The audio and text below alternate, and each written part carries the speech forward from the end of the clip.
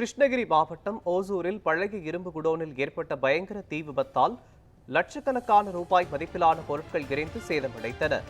இதுகுறித்த கூடுதல் விவரங்களை எமது செய்தியாளர் முரளி வழங்க கேட்கலாம்.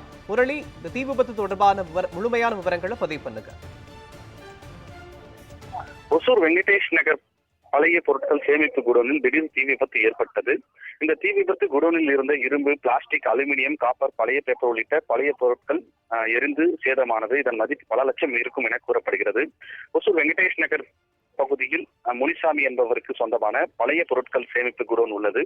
ஒசூர் பகுதியில் உள்ள பல்வேறு தொழிற்சாலைகளிலிருந்து சேகரிக்கப்பட்ட இரும்பு, அலுமினியம், பிளாஸ்டிக், காப்பர், பழைய பேப்பர் உள்ளிட்ட பழைய பொருட்கள் இந்த குடோனில் கொண்டு வந்து பின்னர் அதன் தரம் பிரித்து விற்பனை செய்து வருகின்றனர். இன்று காலை திடீரென்று இந்த குடோனில் வெளிப்புறத்தில் சேகரித்து வைக்கப்பட்டிருந்த பழைய பேப்பர்களில் தீ விபத்து ஏற்பட்டுள்ளது.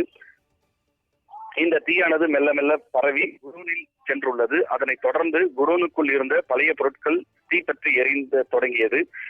இந்த தீயணைப்பு எரிய தொடங்கியவுடன் அதாவது கரும்புகை சூழ்ந்து மூச்சுத்திணறல் ஏற்பட்டிருக்கிறது. இதனால் உடனடியாக அந்த பகுதி முழுவதும் பரபரப்பு காணப்பட்டிருக்கிறது. உடனடியாக தீயணைப்பு துறையினருக்கு தகவல் அளித்ததன் பேரில் 2 தீயணைப்பு வாகனங்கள் வந்து தண்ணீரை பீழ்ச்சி அடித்து தீயை கட்டுக்குள் கொண்டு வந்தனர். இந்த பரபரப்பு காணப்பட்டது.